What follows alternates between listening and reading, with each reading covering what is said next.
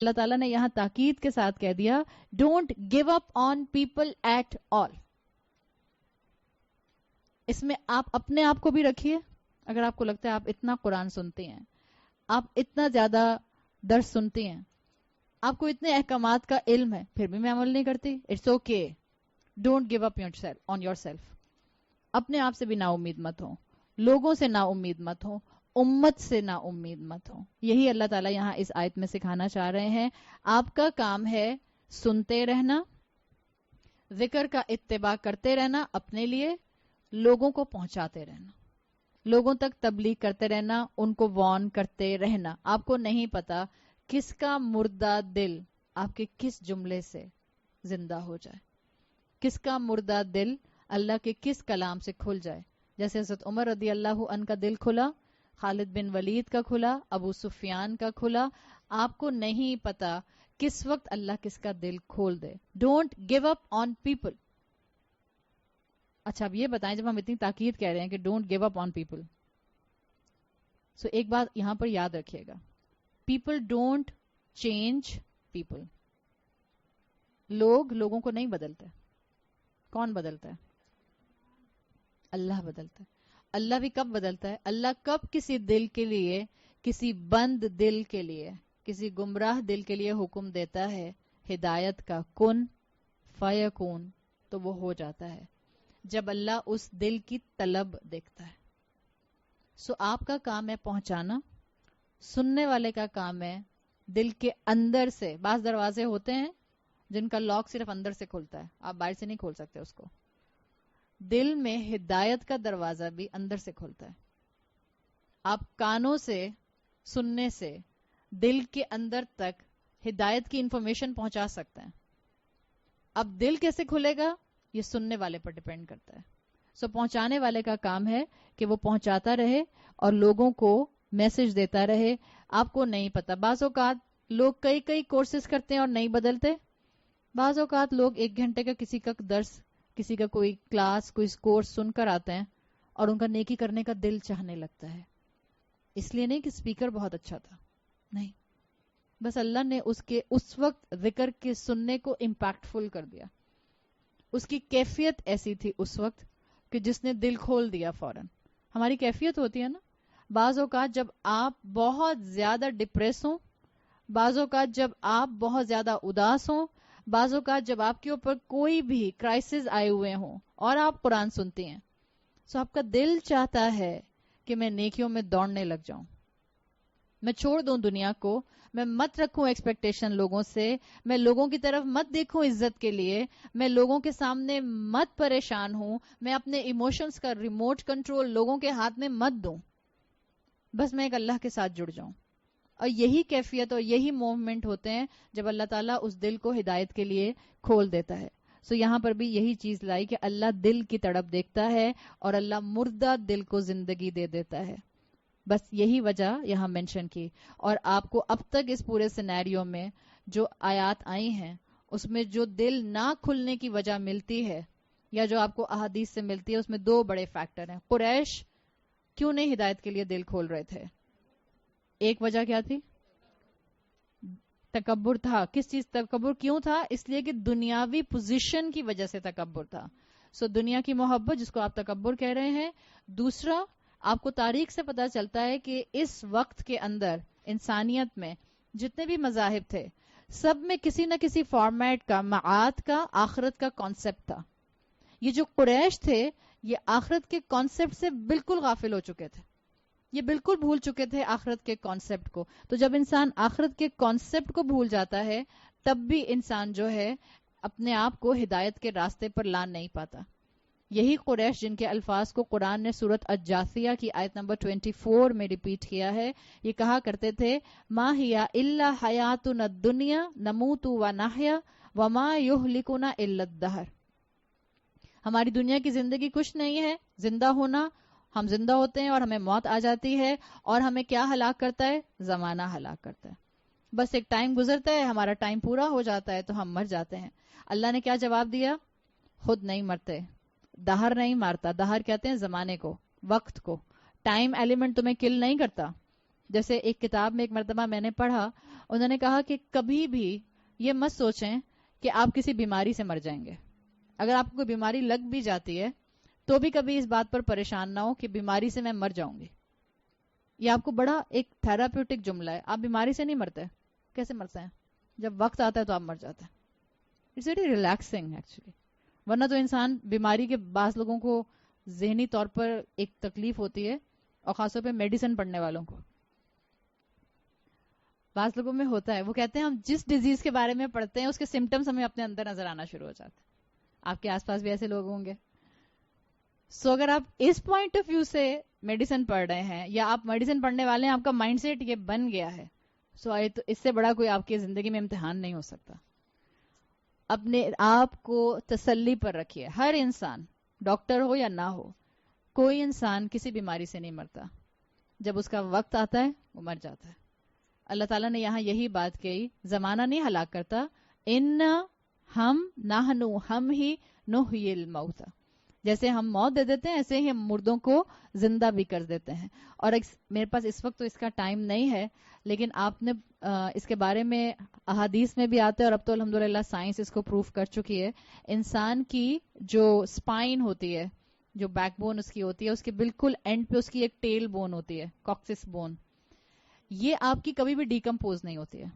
اس کے اوپر German scientist نے کافی ایکسپیرینسز کیے. انہوں نے اس کو بلاسٹ فرنس کے اندر رکھ کے اس کو آلموسٹ برن کر دیا انٹو ایشز. اور ایشز میں برن کرنے کے بعد بھی جب انہوں نے اس کو الیکٹرانک مائکروسکوپ میں دیکھا، سو اس کے اندر ڈی این اے الائیو تھا، اور اسی ڈی این اے سے ہی انسان کی سیل گروتھ فردر ہو جاتی ہے. سو کہا یہ جاتا ہے، احادیث میں بھی الفاظ آتے ہیں، اسی ٹیل بون کا ذکر آتا ہے. انسان بعض اوقات کہتے ہیں کہ جو پلین کریش میں لوگ مر جاتے ہیں، یا جو سمندر میں ڈوب کر مر جاتے ہیں، یا جو جل کر ختم ہو جاتے ہیں، سو ان کا تو ڈی این اے واپس بچا ہی نہیں، ان کی تو باڈی کچھ ملی ہی نہیں، سو ان کو اللہ کیسے اٹھائے گا؟ ان کی قبر کیا ہے؟ جس جگہ پر آپ کی یہ ٹیل بون جاتی ہے وہی جگہ آپ کی قبر بن جاتی ہے. اور اللہ تعالیٰ آسمان سے بارش برسائیں گے. احادیث میں آتا ہے جب روز محشر قائم ہو رہا ہوگا، اسی ٹیل بون سے پوری ڈیکمپوزڈ باڈی بھی کہیں پر ہوگی. جہاں کہیں آپ کی ٹیل بون کے سیلز ہوں گے، وہیں سے آپ دوبارہ سے پودے کی طرح زمین سے نکل آئیں گے، اور اللہ انسان کو دوبارہ سے زندہ کر دے گا. سو یہ جو انا نحن نحیی الموتى ہے، اس کی بہترین تصویر آپ کو الحمدللہ اب سائنس بھی پروف کرتی ہوئی نظر آتی ہے. بالکل جیسے بارش سے بیج زمین میں سے پودے کی شکل میں نکل آتا ہے، انسان بھی نکل آئیں گے. اور جب انسان نکل آئیں گے تو بس وہ ایک انسانوں کی گرینڈ گیدرنگ نہیں ہوگی، پھر انسان کا حساب کتاب شروع ہوگا. سو اللہ تعالیٰ نے فرمایا وَنَكْتُبُ مَا قَدَّمُوا وَآثَارَهُمْ. اور ہم لکھ رہے ہیں یا ہم لکھ لیں گے جو کچھ انہوں نے آگے بھیجا، جو کچھ ان کی باتیں تھیں، جو کچھ ان کے اعمال تھے، جو کچھ ان کا پاس ٹائم تھا، جو کچھ ان کے انویسٹمنٹ تھے. ایوری تھنگ اللہ تعالیٰ جو ہیں وہ لکھ رہے ہیں. اللہ دیکھ لے گا جو آپ نے آگے بھیجا اور جو آپ نے پیچھے چھوڑا. میں 2 منٹ لے لوں، آیت کمپلیٹ ہو جائے گی. تو اللہ تعالیٰ نے یہاں پر 2 چیزیں کہی ہیں. نکتبو کے لیے اسکالرز کہتے ہیں یہ آپ کے کرامن کاتبین کی بات ہے. کرامن کاتبین 2 فرشتے جو ہمارے کندھے پر بیٹھے ہیں اور کانسٹنٹلی ہمارے ہر عمل کو لکھتے جاتے ہیں. یہاں پر آیا ہے قدموا وآثارہم. قدموا عربی زبان میں کہتے ہیں کسی چیز کو اہمیت دینا، کسی چیز کو مقدم کرنا. دیکھیں زندگی میں آپ کو اور مجھے ہر دن کئی چوائسز کرنی ہوتی ہیں. آپ نے کیا چوائس کو پریفرنس دی، لکھ لیا جاتا ہے، وہ آپ آگے بھیج دیتے ہیں، ریکارڈ ہو جاتا ہے. مثال کے طور پر آپ نے کس چیز کو پرائرٹی دی. ایک بچے کے پاس چوائس ہے کہ اپنی مووی دیکھے یا نماز پڑھے. تو بچے زیادہ تر کیا کرتے ہیں، اور جو آپ نے کیا وہ قدموں کی شکل میں آگے چلا گیا. آپ کے پاس چوائس ہوتی ہے، آپ آدھا پارا پڑھ لیں یا موبائل پر فیس بک کھول کر بیٹھ جائیں. جو آپ نے کیا وہ قدموں کی شکل میں آگے چلا گیا. اپنی چوائسز میں آپ نے کس چیز کو تقدیم دی، کس چیز کو مقدم رکھا، یہ سب کرامن کاتبین ریکارڈ کر لیتے ہیں. وآثارہم، آثارہم 2 میننگز میں آتا ہے. کھنڈرات کے لیے بھی عربی زبان میں آثار کا لفظ آتا ہے، اور ریت کے اوپر لٹرلی اپنے فٹ سٹیپس چھوڑ جانا. اس کے لیے بھی آثار کے لفظ کو استعمال کیا جاتا ہے. آپ نے قدموں میں جو عمل آگے بھیج دیا وہ آپ کی آگے کی انویسٹمنٹ ہے, آگے چلا گیا. مثال کے طور پہ آپ کسی علاقے میں شفٹ ہو رہے ہوتے ہیں, سو آپ آہستہ آہستہ اپنا سامان پہلے بھیجنا شروع کرتے ہیں. اسی طرح سے اسکالرس کہتے ہیں کہ انسان کے اعمال اللہ کے پاس پہلے پہنچ جاتے ہیں. ہر منڈے اور تھرسڈے رسول اللہ صلی اللہ علیہ وسلم کی تعلیمات کے مطابق ہمارے اعمال پیش کیے جاتے ہیں. ہر عصر کی نماز میں بعض روایات میں آتا ہے ہمارے اعمال پیش کیے جاتے ہیں. فرشتے چینج ہوتے ہیں نا, سو ڈیوٹیز چینج ہوتی ہیں تو وہاں پہنچ جاتا ہے معاملہ. سو یہ آپ کا اور میرا فائنل گھر جو آگے بن رہا ہے, اس میں ہم اپنے کیا اعمال شفٹ کر رہے ہیں, یہ ہماری چوائس ہے. دیکھیں ہم جس وقت اس گھر میں رہتے ہیں اس کا نام دنیا ہے. یہ ہمارا ٹیمپرری گھر ہے. آپ کے دو گھر ہوں, ایک کرائے کا ہو ایک اپنا ہو, اور آپ کا اپنا نیا گھر جو ہو, آپ اپنا سامان وہاں شفٹ کریں گے یا آپ کرائے کے گھر میں رکھے رہیں گے؟ آپ اپنے نئے گھر میں شفٹ کرتے ہیں. سو دنیا آپ کا عارضی گھر ہے. احمقانہ حرکت ہوگی کہ ہم اپنا سارا سامان صرف اس دنیا کا اکٹھا کریں اور آخرت کے لیے اپنے لیے کوئی چیز پیچھے چھوڑ کر نہ جائیں. سو آگے جو بھیج رہے ہیں اس پر کانشیس رہیں, پیچھے جو چھوڑ رہے ہیں. آپ میں سے ہر ایک, ہم میں سے ہر ایک کسی نہ کسی انداز میں کسی نہ کسی کے لیے رول ماڈل ہے. ہم اپنے آثار پیچھے چھوڑ رہے ہیں. ایک لٹرلی آپ کی اور میرے قدم جو ہم نے نیکی کی طرف اٹھائے وہ اللہ کاؤنٹ کر لیتا ہے, وہ بھی آثار ہیں. یہ آپ کی اور میرے لٹرل قدم, جیسے میں نے آپ کو سورت یاسین کے شان نزول میں واقعہ بتایا تھا قبیلہ بنو سلمہ کا, کہ اللہ کے رسول صلی اللہ علیہ وسلم نے کہا تھا کہ تم جتنے قدم لوگے مسجد نبوی کی طرف آنے میں اتنے تمہارے آثار بلٹ ہوں گے, and it will increase your reward, so continue it. ایک تو آپ کے لٹرل قدم ہو گئے.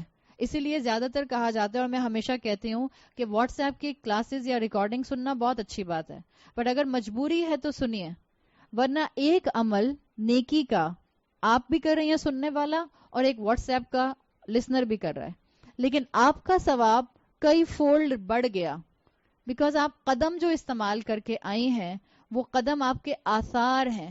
یہ جو زمین ہے آپ کی اور میری, پلانٹ ارتھ, سن اپنے پورے سولر سسٹم میں اس کو لے کر گھوم رہا ہے یونیورس کے اندر. ابھی جب ہم نے یہ بات شروع کی تھی اپنی 2:30 بجے جب ہم نے بات شروع کی تھی, جس وقت یونیورس میں آپ اور میں جس جگہ پر تھے, زمین جہاں تھی 4 بجے زمین وہاں نہیں ہے. سو پچھلے 1.5 گھنٹے میں آپ نے کائنات میں اپنے آثار چھوڑے ہیں نیکی کے.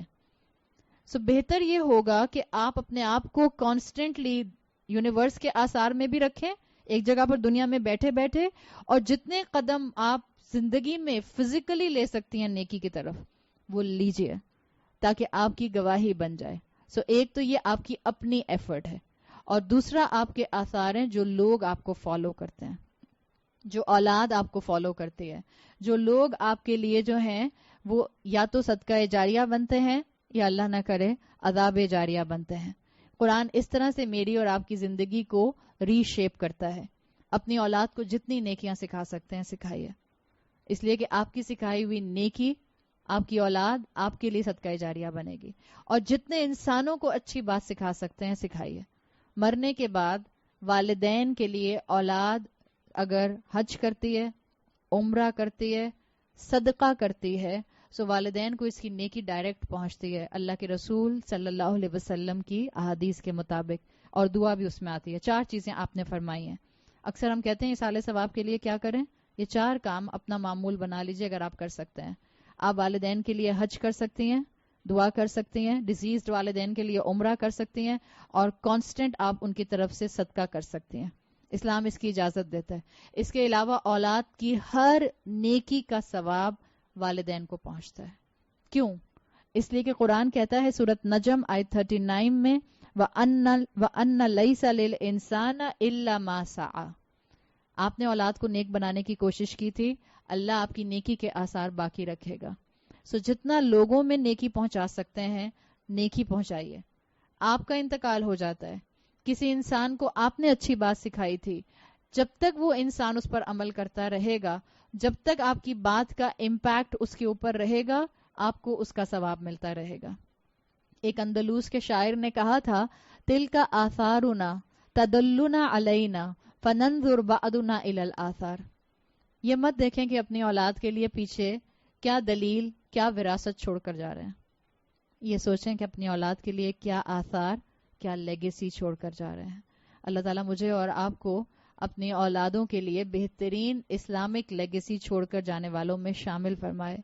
اللہ ہمیں ہمارے والدین کے لیے اور ہماری اولادوں کو ہمارے لیے بہترین صدقہ جاریہ بنائے. اللہ تعالیٰ ہم سب کو باعمل پریکٹسنگ مسلمان بنائے. اللہ اس فتنے کے دور میں ہمیں اور ہماری اولادوں کو اور سب کی اولادوں کو آزمائشوں سے اور پریشانیوں اور شیطان کے شر سے محفوظ رکھ. بارک اللہ لی ولکم فی القرآن الحکیم ونفعنی وإیاکم بآیاتی وذکر الحکیم. سبحانک اللہم وبحمدک نشہد ان لا الہ الا انت نستغفرک ونتوب الیک. جزاک اللہ خیرا. السلام علیکم ورحمۃ اللہ وبرکاتہ.